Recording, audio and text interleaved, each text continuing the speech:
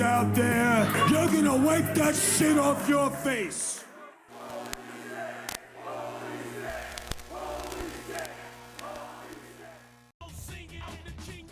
Welcome back, JCW fans. I am Kendo, and this is Lunacy Recaps Review. And in this video, I'm going to be going over Lunacy 84, which aired May 28th, 2026. This week's episode features Joe Dombrowski and Mark Roberts on commentary, and the ring announcer was Kid Cadet. Before I start this video, if you could please take a quick second to hit that like button, helps get this video out to more people. Subscribe if you have not done so already, and please leave some comments along the way. With that all being said, let's jump into this week's episode. Okay, this week's opening segment is actually a really cool vignette with Vince Russo, and Vince is basically describing that he is going to be going back to his old ways because there is too much shit and obstacles basically in his way, and he's basically saying that he's going to go back to the person he used to be, and anything or anyone that stands in his way, he's just going to mow them down.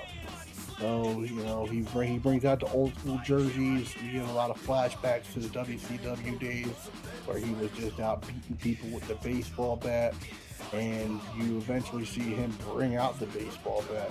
This was actually a very cool vignette, and I like the way they opened the show with this. Okay, the next segment is Russo and Vito backstage, and they're coming to some type of agreement on something. They doesn't really say what, but I'm sure the future will find out. Kerry Morton then comes in, and before Kerry really gets to say much, Vince says, "Come on, Kerry, check this out." And he pulls out a whole ass bag of bats, and he basically is asking Kerry, which one of these bats is your favorite? The third one that he pulls out, Russo says that I like this one the best because this bat here is the one that I use to break 6 of Jeeves' ribs. Kerry basically tells Russo that, you know, he heard that he had done some shit to Jeeves, and it really doesn't surprise him. He goes on to say that he's pretty pissed off that Russo took his security deposit, or not security deposit, but his basically his backup was Shane Mercer. You know, he said he stole Shane Mercer from me, that was my security, and he's pissed off about it. He goes on to say that he wants to fucking still prove a point to Russo, so he basically demands a match against Future Endeavors. So it'll be Kerry Morton in a handicap match against Future Endeavors, which to me seems kind of like a death wish. Alright, our next segment is with Barnabas and the Outbreak backstage. Barnabas is telling them today's the big day. He goes on to check the boys for some drugs, and he does end up finding a big bag of powder. I do believe it's on Abel that he finds it. He freaks out a little bit, takes it from him, and he says today is the day. He's going to be checking them into rehab and eventually going to be hunting down the dealer and supplier. These next segments with rehab and shit are really good. Okay, in this week's opening segment, it's going to be the Motor City Mauling, and that's going to be J-Rod versus Sophia Rose. And basically, they just kick each other's asses all over, which is supposed to be Detroit, but it's definitely not Detroit. Looks a lot like the area of King of Clubs in Columbus, Ohio. That's neither here nor there. Anyway, this was a pretty cool match. It didn't really last too long. J-Rod takes a little spot here where they get to the dog poop and pretty much wipes on each other. Not wipes it, but like smears it in the bag. J-Rod hits a nice spear here, and then she takes the fucking poop, wipes it all over. And basically, Danny Moe comes out of nowhere, beats down J-Rock with a trash can, hits her with a, I don't know, knockdown, and she picks up the title and walks off. That's not her title. Okay, next we have a backstage segment. Violent J is telling Mac Davis that he does not think it was a good idea for him to get involved in the match last week and basically get involved with Facade. He tells him that he's not a wrestler and he's there to conduct interviews and that's it. If he wants to keep getting involved, he's basically going to lose his job. So we'll see what happens there. All right, we then go backstage with Vince Russo. And he's telling the cameraman, look how good I can swing this bat. He is excellent with the baseball bat. Violent J then comes in and he tells Russo, it's been 26 years since we've seen this side of you, Vince. Vince Russo goes on to tell him that, last week when he broke 26, when he broke 6 of Jesus' ribs, he thinks that it would have been what it feels like for ICP when they're up on stage, that adrenaline rush. Basically that when they're up there, that's what it felt like for him, beating down Jeeves and becoming the man that he used to be. Violent J goes on to say that he still thinks that future endeavors and Vince Russo had something to do with Tony and Willie's beatdown last week. Vince Russo tells him, look, like I told you last week, I have nothing to do with that. My boys had nothing to do with that. And I don't appreciate being called a liar. They go back and forth a little bit, just back and forth banter. Violent J ends up telling Vince Russo, look, buddy, you're starting to lose it. Vince Russo says, maybe I am, but it feels so damn good. But I think Russo's starting to be coming back to this badass New Yorker again, and I look forward to see where this goes. All right, next we get a backstage segment with Joey Chacon, aka Yabo the Clown. And basically the Luciano family is back there beating the shit out of Yabo, or Joey, whatever you want to call him this week. He's basically begging for his brother. He wants to know where Ruffo is. Big Vito comes in and he tries to calm everybody down, calm the situation down, if you will. He goes on to tell Yabo that, look, if you ever want to see your brother again, you're basically going to have to join the family, join back up with me. He goes on to say that there's going to be a triple threat tag match tonight, and he's going to have to team up with old Sally Boy and Vincenzo. I'm not sure if I'm pronouncing that right or not. And they're going to take on the team of Cocaine and the Outbreak. And basically, if he wants to see his brother again, he's going to have to play ball and play by Vito's rules and team up with the Luciano family. Alright, in the second match, it's going to be the chosen one, Caleb Conley. And he is going to be taking on the mystery opponent, Ernest the Cat Miller. You might remember him from his WCW days. Somebody better call his mama. Anyways, Ernest the Cat basically fucking talks some shit. Like he says, I'm not going to do this match. He calls Caleb Conley a nobody. Russo gets on the mic and says, look, this is Caleb Conley. He's not a nobody. He is the chosen one. Russo goes on to say, look, this match isn't going to happen. It doesn't need to happen. Him and the Cat are basically old pals. They have history together. They're friends. He says, look, we don't need to do this. The Cat pretty much says, look, they pretty much agree. They're just not agreeing. Because the Cat says he's not going to do the match because Caleb Conley is a nobody. And, Ernest the Cat Miller is a former WCW, WWE, WWF, whatever star. And, he's too good to be fighting somebody like Caleb Conley because in his eyes, Caleb Conley is a nobody. Again, Russo tells him that this is the chosen one and this match ain't going to go down. He talks a bit more shit to fucking Caleb Conley, but it ain't long before Caleb Conley ends up getting pretty fucking pissed off, and he does end up getting on the mic. So yeah, Caleb gets on the mic, and he basically says, look, this is bullshit. I'm not going to be disrespected like this. This is my ring. I'm Caleb Conley. I am the chosen one. He talks a bunch of shit to fucking Ernest the Cat Miller. You know, telling him he's fucking washed up and shit like that. Cat doesn't like that shit, so he ends up hitting him with a fucking super kick. Kind of snuck him with the super kick, if you ask me. He has the referee ring the bell. He said, fuck it, you want this match, you got it. After fucking sneak and attack him with the super kick. Again, in my opinion, if you're a legend, you don't need to be sneaking people, especially if you think they're a nobody. So yeah, he has the referee call for the bell. Bing, bing, bing. DJ Clay ring the bell.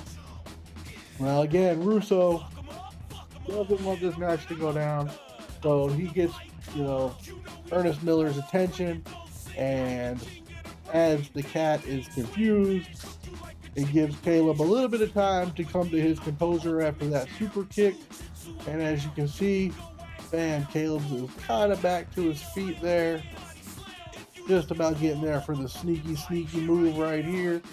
And as the bell has already been rung, quick roll up, 1, 2, 3. Here is your winner, Caleb Conley. I think he's going to do a sweep.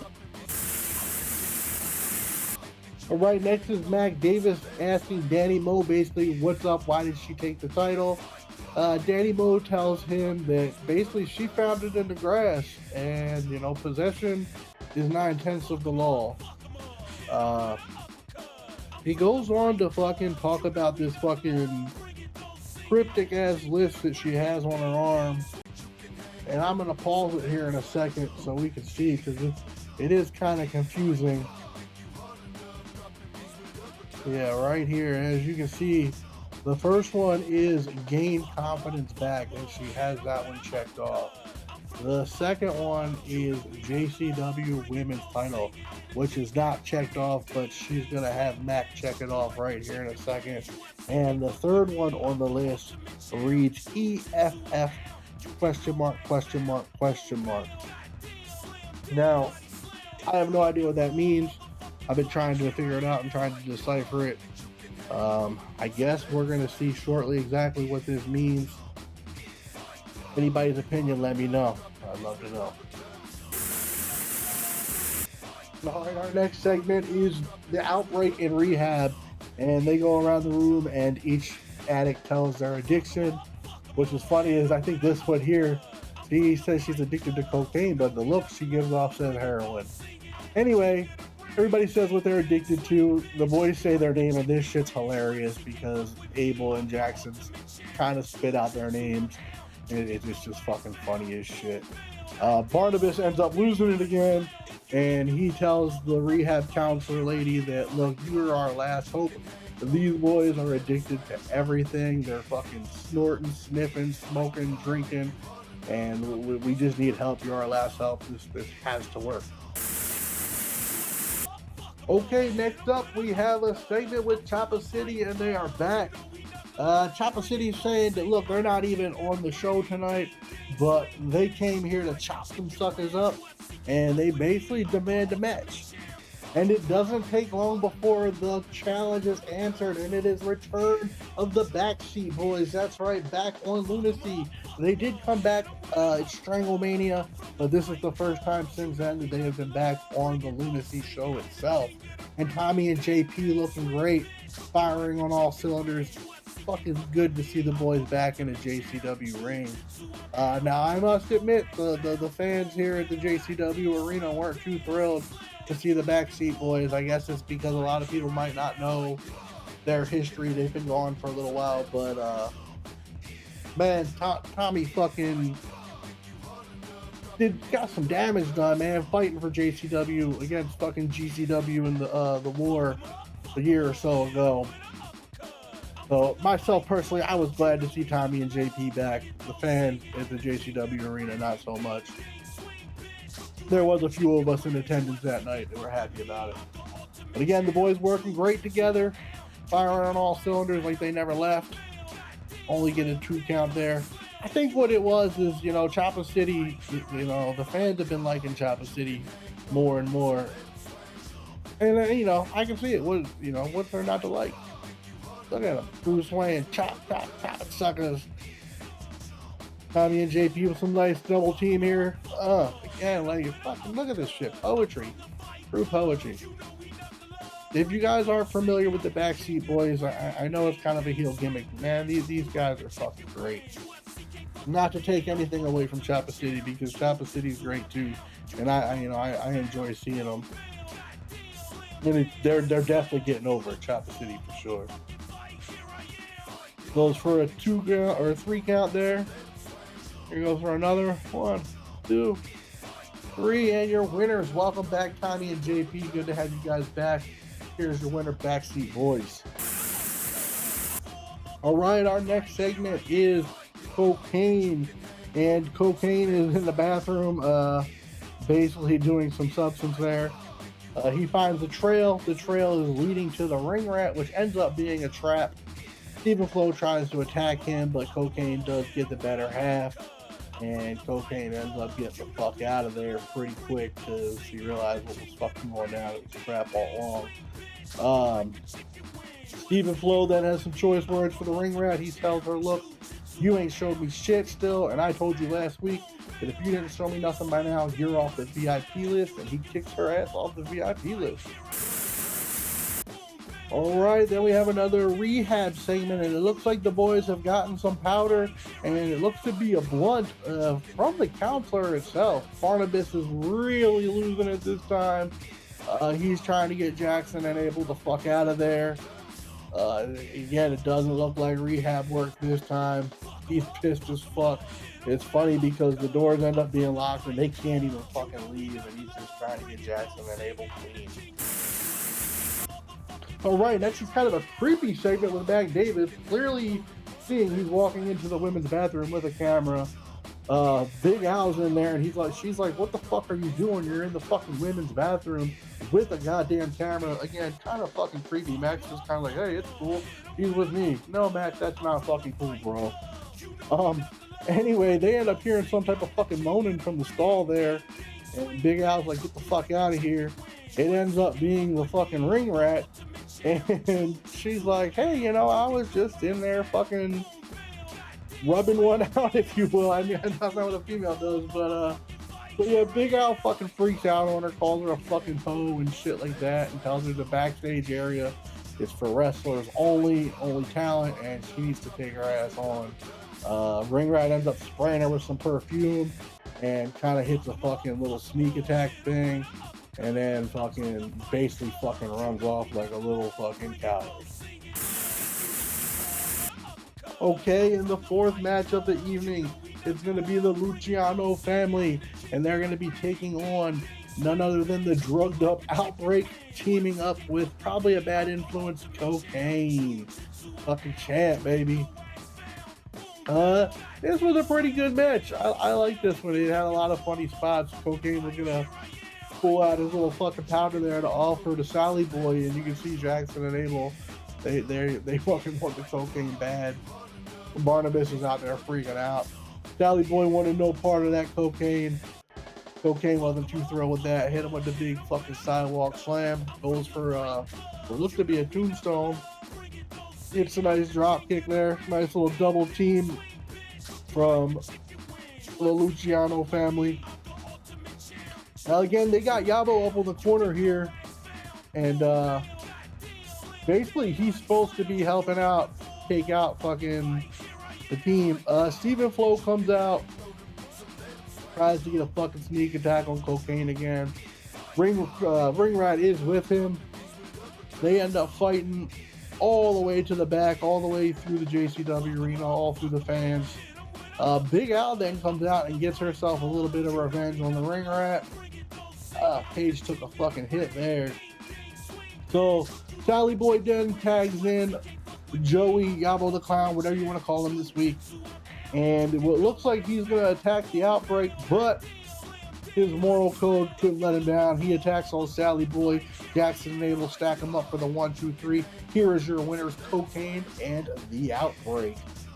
They basically end up fucking beating down Yabo again, or Joey, whatever you want to call him. Vito comes in, drops that big fucking DDT, and they basically cuff him up and take him to the back just like they had him before. So we're going to see what happens. He didn't play by the rules, so guess he's not going to see his brother still. All right, next we have a very fucking funny vignette, and it's a vignette from none other than the fucking losing Green Phantom. And Green Phantom is basically calling Violent J's cell phone over and over again, leaving fucking multiple voicemails. That's from the 2-Day War at GCW. That photo there might be a hint of what's to come. Anyway, he's basically begging for another shot. He says, "Look, how was I supposed to defend myself against bees and pizza men and pizza doughs and shit like that?" He takes credit for Facade. He says Facade was his fault. He just kind of underestimated him. But he says, "Look, you owe me for Japan. I saved your ass in Japan. JCW needs the hero, and the Green Phantom is that hero for JCW." Again, he begs and begs for another chance and says that everybody needs to get with the green. Okay, our fourth match is going to be Freya the Slayer, accompanied by the broke-ass Briar, and she's going to be taking on the quintessential diva, Giselle Shaw. This is going to be the second out of the 2 out of 3 series for the JCW contract. As we know, last week was the first match, and Giselle Shaw took the win. This was a really good match, just like last week. I really enjoyed this one. It was a classic powerhouse with Freya the Slayer, and she pretty much just dominates fucking Giselle throughout the match. I do believe Giselle gets a few little small offenses here, but yeah, Freya just fucking dominates pretty much throughout the whole match. I like this one a lot. Just like last week's match, I thought it was a really good one. Nice fucking splash into the corner, goes for a senton, but nobody home. Giselle with some nice forearms there. Like I said, she does get a little bit of offense, but it seems like whenever she gets a little bit of momentum going, Freya shuts her down.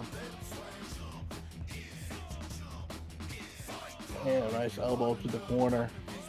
Now, what I do like about this match is it's one of those matches where, one person gets dominated pretty much the whole match, and then right there towards the end, kind of reverses it up and things start to go the other way. I don't want to give away too much. I mean, you've already seen the episode, but Giselle's trying to fucking wear her down here, jumps on the back for the rear naked chokehold. Bam, Freya shuts that shit down, almost like a cutter, if you will. Goes for a big time move. The broke ass gets knocked out. He shouldn't have been up there in the first place. Bam, nice fucking 1, 2, 3, and here's your winner and the contract sweeping the series, Giselle Shaw. Congratulations. I look forward to her career in the future. Alright, next we get a segment with Mac Davis and Father Bronson in the ring.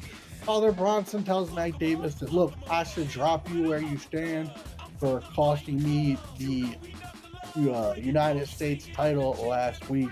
He says he's not going to do that because Father Bronson is all about the red love, and red love is all about forgiveness.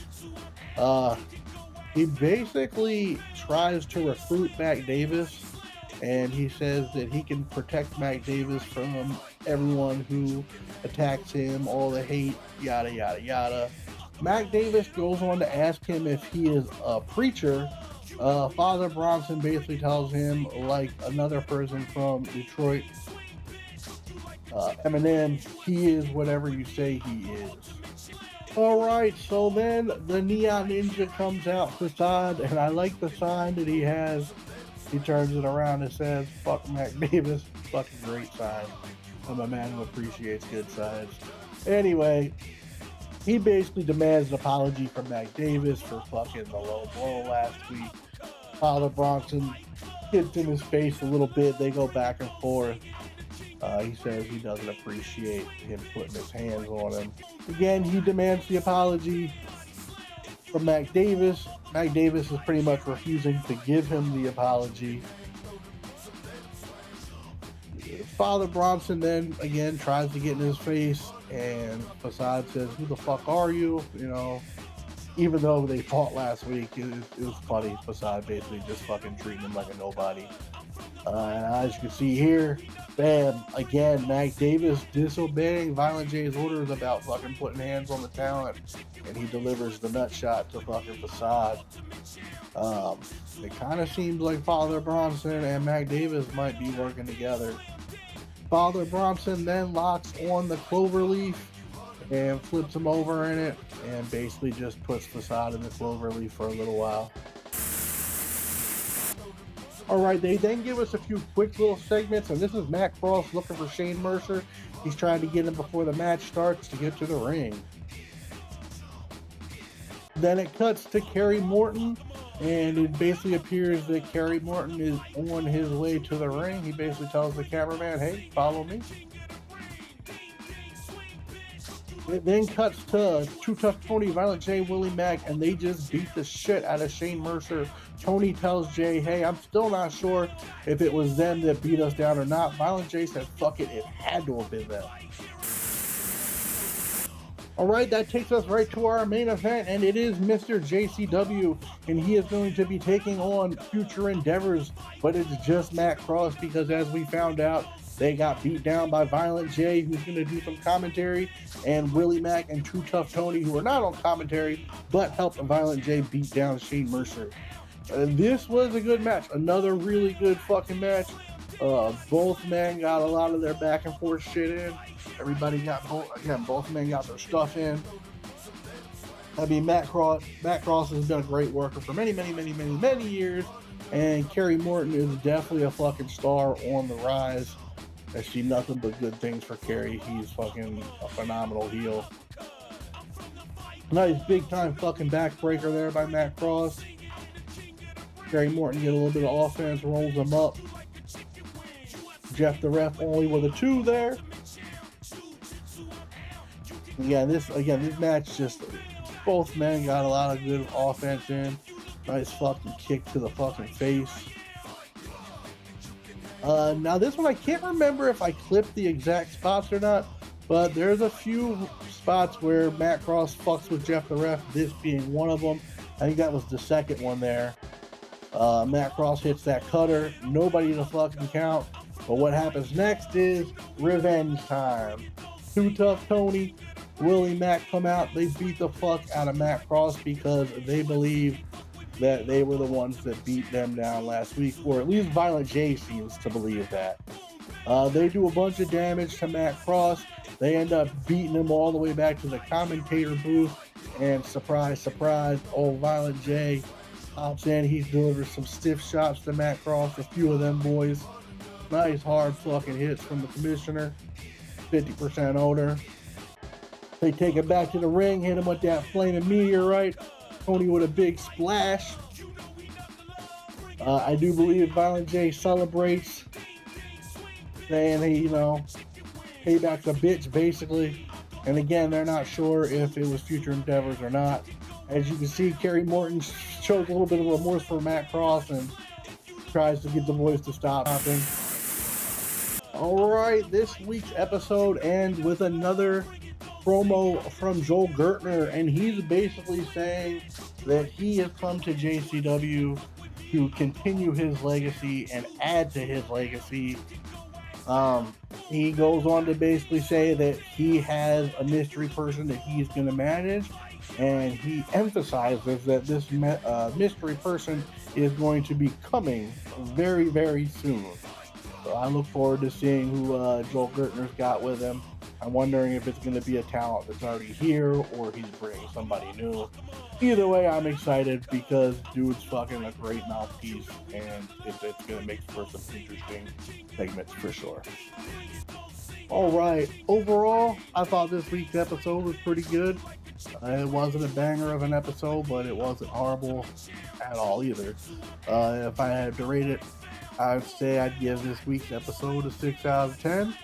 And the reason I give it that type of rating, there was a lot of opening segments again. I know I've said this time and time again, but you know, I'd like to see some in-ring action. And then when they did cut to a match, it was the Motor City Mauling that wasn't even in the ring. And also, if you're from the area at all, you know that that's not Detroit. You can look around and see Detroit is not that nice whatsoever. That actually took place. They did that match the day before in Columbus at the King of Clubs. Just again, don't call it a Motor City Mauling if it's not in Detroit. Another thing I noticed, the quick little segments they did at the end leading up to the main event, where it showed Matt Cross looking with Shane Mercer, and then it showed Kerry Moore going to the ring. Obviously, that one had to be towards the end, but then it showed Willie, Tony, and Jay beating down, or already beating down, Shane Mercer.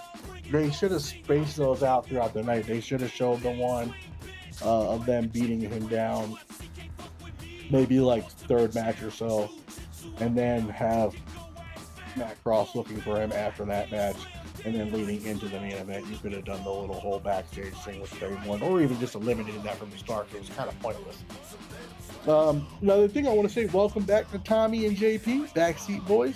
Again, I know they came back to Stranglemania, but this was their official return to Lunacy, so welcome back to Tommy and JP.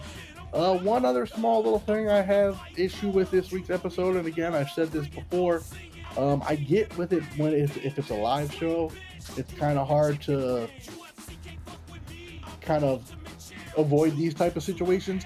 But if it's a pre-recorded show like most episodes are, you can fix this type of thing in post-production, and I might even clip it so you guys can see. But anyway, they do a bad job sometimes with the camera work, and you can see the guys calling the spots in the match.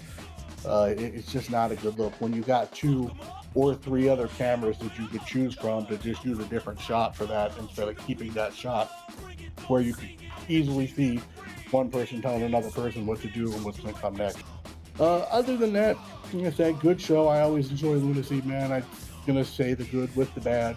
I'm not going to leave out shit. And then, like I said, it is what it is. I'm not going to say only the good things and nothing about the bad stuff, and I'm not going to say all the bad stuff and nothing about the good stuff.